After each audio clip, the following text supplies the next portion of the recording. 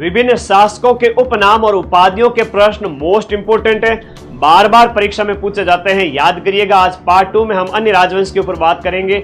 शाकंभरी के चौहान शासकों में अर्णोराज को आनाजी कहा जाता है।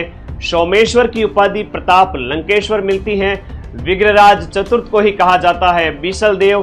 पृथ्वीराज चौहान तृतीय जी को कहा जाता है दल पुंगल यानी कि विश्व विजेता।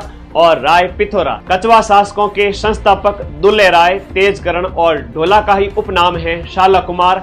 भारमल और भगवंत दास को अकबर ने अमीर उल उमरा की उपाधि दी थी।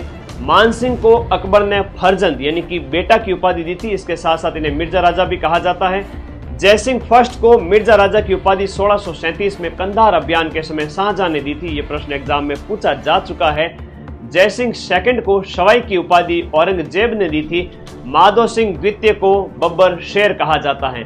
मारवाड़ के अजीत सिंह को गौरीशंकर हीराचंद ओझा जी ने कान का कच्चा राजा कहा था। इन्हीं के ही संरक्षक दुर्गादास राठौड़ को कर्नल जेम्स टॉड ने राठौड़ों का यूसीलेस, मारवाड़ का उद्धारक और अणबिंदिया मोती कहा है। किशनगढ़ के सावंत सिंह को नागरीदास कहा जाता है।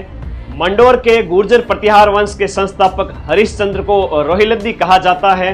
प्रतिहार वंश के शासक मिहिर भोज की उपाधि आदिवरा ग्वालियर अभिलेख में मिलती है और इन्हें प्रभास कहा गया है दौलतपुर अभिलेख के अंदर। भरतपुर के जाट राजा सूरजमल जी को जाटों का प्लेटो या अफलातून कहा जाता है। जानकारी चौकी लगी तो अपने इस चैनल को सब्सक्राइब कर देना। शिक्षक दिवस 5 सितंबर की सभी को शुभकामनाएं और ढेर सारा आशीर्वाद। माइंड मैप ऐप पर सभी कोर्सेज बहुत कम कीमत पर आप लोगों के लिए उपलब्ध कराए गए हैं। सभी विद्यार्थी ज्वाइन करके पढ़ते रहें। मां सरस्वती और मेरा आशीर्वाद आप सभी के साथ में है। आप सभी का सिलेक्शन जरूर होगा।